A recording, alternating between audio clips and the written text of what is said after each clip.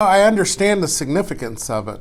It's the first time, and I embrace that wholeheartedly. And it's a great way of ending my career as the first African American police chief. Eric Payne spent 34 years serving the Grand Rapids Police Department, the last 2.5 as chief before he retired Friday.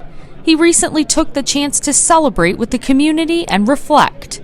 I have a lifetime of relationship building within the community.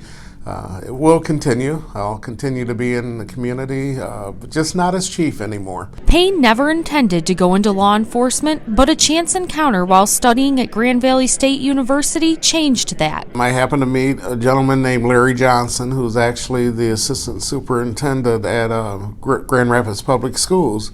And he was an officer out there my freshman year. And I met him. I had never really talked to an African-American police officer.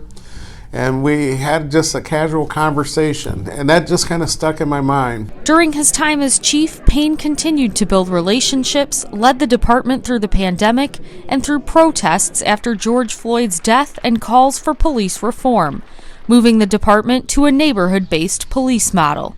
He says he does not agree with defunding the police. Even though we continue to listen to those calling for defunding, it was not the right move to make. Instead, we have added police officers, and I think there's room for growth in adding resources to this department. Now that he's retired, Payne plans to take some time off and spend it with his family. In Grand Rapids, Michigan, Rachel Schuett, VNN.